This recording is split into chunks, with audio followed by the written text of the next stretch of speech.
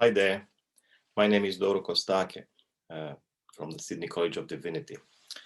My paper today is Beasts, People and Gods in Clement of Alexandria. Perhaps one of the most influential early Christian authors, Clement of Alexandria, who died, we assume, in 215, claimed that humanity shelters three categories of human beings, that is, beasts, people and gods. His stance is far from unique, though he must have been the first Christian author to articulate it in this manner. His younger contemporary, Plotinus, mentioned three categories of human beings, of which the highest was the divine man. Clement's gods and Plotinus's divine people are ethically and spiritually accomplished persons. Saints, one might say. Their perfection is not by design. It is the outcome of a lifelong process of transformation. For Clement, on whose thinking I focus here, this process follows three stages, that is, ethics, physics, and divine vision. Sometimes this Platonic schema makes room for its Aristotelian variant, where the first two stages appear in the reverse order. I begin by reconstructing Clement's interpretation of Genesis 2 in the light of what we know about his anthropological views. I shall give special consideration to the animals in the story, which he must have taken as human types. Thus, I begin by examining the opposite process to attaining holiness, namely how people become from human beings beasts. Then I consider the process of divine transformation through the three stages mentioned above. I shall frame this discussion within Bogdan Bucur's discussion about holiness in his 2015 chapter, Hierarchy, Eldership, Isangelia, and it is against this backdrop that I proceed to elucidating Clement's views of what makes a human being. For Clement, to be a human being is not so much a given as it is a task. If my intuition is correct, it follows that people can lose their humanity, or at least descend to a level of brutishness that makes them almost unrecognizable as people. However, even when they reach the nadir of existence, utter sinfulness, utter dehumanization, the process is reversible, and the less than human can climb up again the stairs to full humanization and more. Before I turn to holiness or to becoming godlike, and the process conducive to this accomplishment, I address the opposite situation by reconstructing Clement's understanding of Genesis 2. In the absence of an explicit and coherent exegesis of the scriptural narrative, we are left wondering about his take on the story of paradisal humankind, especially the episode of naming the animals in God's presence. Piecing together his scattered references, I propose that for Clement, existentially, humankind occupies the midpoint between animals and God, the dust of the earth having become a living soul configured in God's image through the breath of life. Clement actually refers to our humble origins, dust of the earth, both in relation to Genesis 2 and other scriptural passages. For example, in Educator 1:8-62, he quotes the Septuagint Psalm 102:14, where the poet asks God to remember that we are dust, echoing the dust which we are of Genesis 2:7. Clement returns to the topic within a dramatic setting in Educator 1:10-92, where the dust of the Septuagint Psalm 1:4 signifies humankind's fallen condition. The empires are like the dust that the wind flings from off the land. But direct references to Genesis are not missing either. Thus, by paraphrasing Genesis 2:7 in Educator 1:12-98, Clement refers to God, I quote, forming the human being from dust with his own hands, end of quote, in view of, quote again, transforming the earth-born human being into a holy and heavenly creation. I shall return to this passage. What matters for now is that the earthling, the human being, a rational animal, as we read in Educator 1, 12, 100, related to the animal world by its biological constitution, has to attain a divine status. To continue with my reconstruction, I propose that for Clement, the episode of naming the animals is a metaphorical way of asserting that the living soul, that is, the human being who is spiritually awake, or in Educator 3.1.1, the inner person that retains the form dictated by reason, realizes that humanity and the animals do not match in all things. As the human body is nothing less than flesh quickened by blood, we read in Educator 3.3.25. Animals are its biological relatives, but this is the end of their likeness. As Christ, I quote, the educator and teacher, names us little ones, we read in Educator 1.6.32, so do paradisal people name the animals, defining them for what they are. Clement points out several times that Christ names us in accord with our spiritual condition. Two examples of this nuance will suffice. Thus, Educator 1.5.14 reads, and I'll try to share my screen for you to be able to see the text. There is a passage in Scripture which shows that he, Christ, refers to us also as young birds, as the hen gathers her chicks under her wings, Matthew 23:37. In that sense, we are young birds, a name which suggestively and mystically describes the simplicity of soul belonging to childhood. At times he calls us children, at other times chicks, sometimes little ones, here and there sons and daughters, and very often offspring, a new people, a young people. The second example is found in Educator 1.6.53, which reads, the little ones in their simplicity are given the figurative name of sheep, alluding to John 10:16. In both cases, Christ naming people defines who they are, and he does that in view of the symbolic significance of various beings, especially animals. All these analogies suggest spiritual immaturity, therefore marking a difference between the goal of holiness and people's actual status. Accordingly, when the paradisal humans name the animals, they bring to the fore the difference between themselves and the animals. And since there is no match for them among the animals, their only option is to look upwards and to measure themselves up to the divine standard, becoming perfect and holy. In the scriptural narrative, the realization of a difference and the attainment of holiness become obvious when he discovers she and she discovers he, matching each other in terms of spiritual maturity. Significantly, Clement shows that the name human being is applicable to both he and she, and he does so in Educator 1.4.11.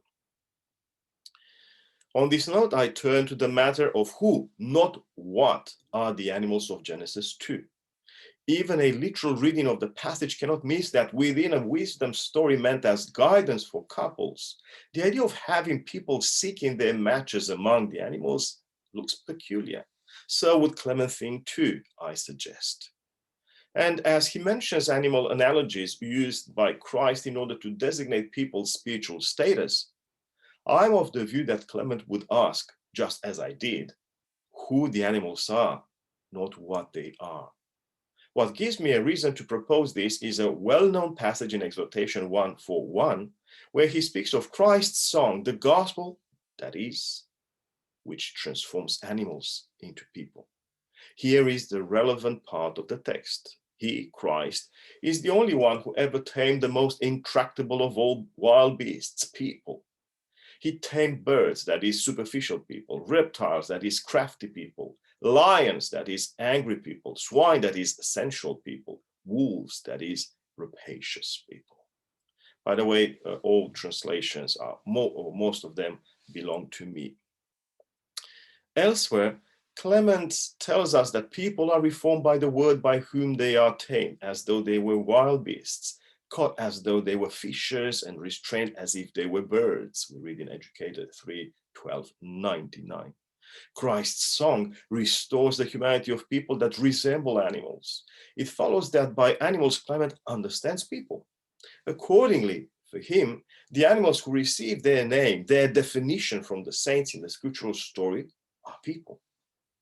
Assuming my interpretation to be correct, then we should concern ourselves with how did people end up descending to animality, as Clement believes that there is a class of people that is least capable of reason, as we read in Educator 2:441, by which he means people who do not live according to reason, thus passionate and vicious, not mentally impaired persons.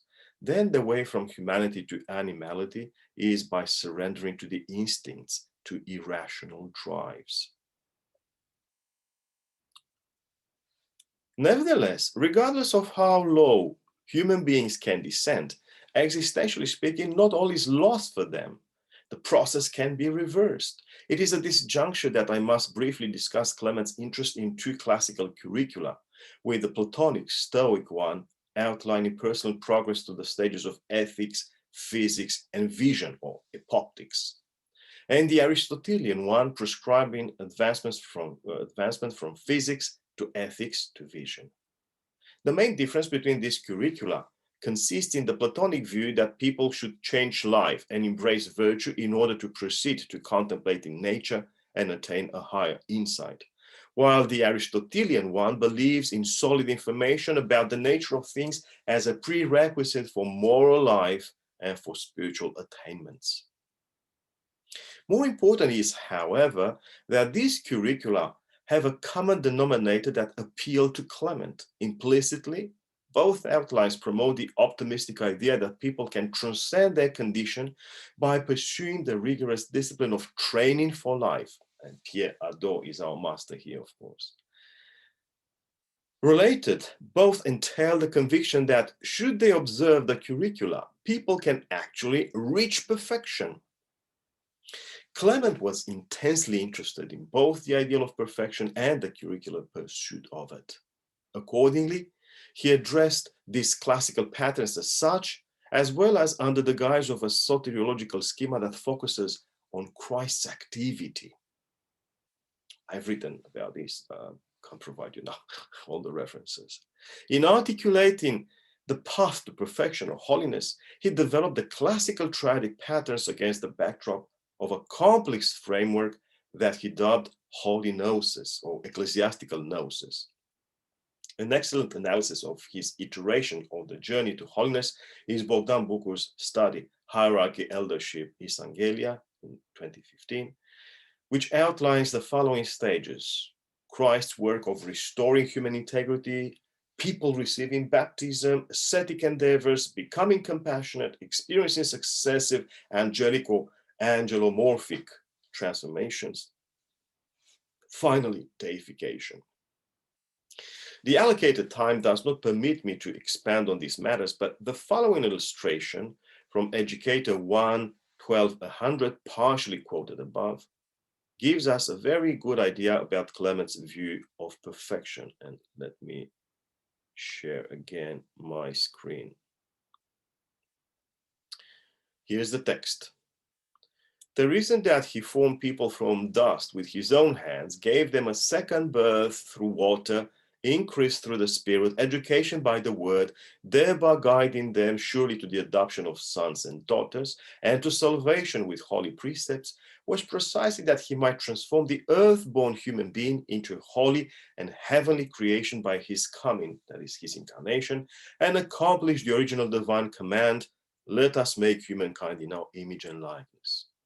The idea of humankind's becoming from dust into a lofty being in accordance with the divine project of image and likeness is inescapable. But what does all this boil down to in anthropological terms? For Clement to be a true human being, perfect and holy, is a task, not a given, while our freedom can lead us both ways towards either existential degradation or divine transformation. And while his views might make many of us uncomfortable, Clement did not shy away from saying that among us can be found beasts, humans, and gods, as he does in Stromata or Stromateis 7:1695, the first two paragraphs. And I am paraphrasing that passage. The person who follows God's guidance from a human being ends up as a god, ex anthropu theos apothelite. Whereas the person who does not observe the ecclesiastical tradition becomes from a human being a beast, ex anthropu therion genito.